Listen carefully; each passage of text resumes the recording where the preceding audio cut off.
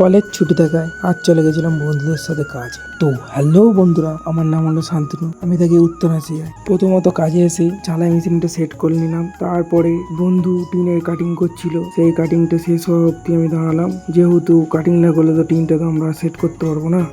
Cutting হওয়ার পরে টিনগুলোকে screw দিয়ে লোহার পাইপের সাথে অ্যাটাচ করে দেওয়া হলো। টিন লাগাতে লাগাতেই তখনই চলে এলো চা আর বিস্কুট। তার সাথে চা খেতে খেতে একটু ভিডিও শুটও করে নিলাম। কেউ হাসবে না, ঠিক আছে? চা খাবার মিডিলেই আমার বন্ধুর ডায়লগ শোনো। ফিরলে বল। ফিরলে বার কোন দিন থেকে? আগের দিনে টাকা দিয়ে দিয়েছি। কোথায়? আগের দিন কখন? বিকেলে। বন্ধুরা তোমরাই বলো, কাউকে লিভার বললে কেমন একটা লাগে না শুনতে। আচ্ছা ওসব বাদ দাও, এবার দেখো চাটা খেয়ে আমরা আবার কাজে লেগে বললাম আমাদের মতো। আর আজকে যা গরম পড়েছে যেন সূর্য আমার উপর থেকে চুমু দিচ্ছে।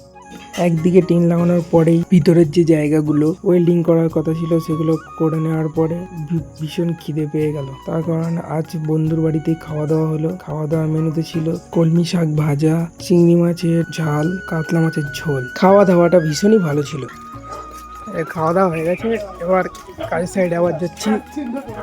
এক সাইডে কাজ শেষ হয়ে আবার অন্য সাইডে কাজে আমরা আবার লেগে পড়ি। ওপরে স্ক্রুগুলো মারার পর নিচে স্ক্রুগুলো মারা শুরু করি। টিনের স্ক্রু লাগানো শেষ হয়ে গেলে টিনের ওপর একটা কাটিং করি যাতে জানলা সেট করানো যায়।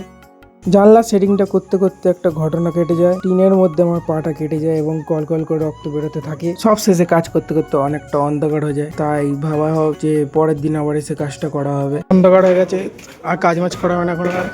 আবার কালকে সকালে হবে, যা হবে।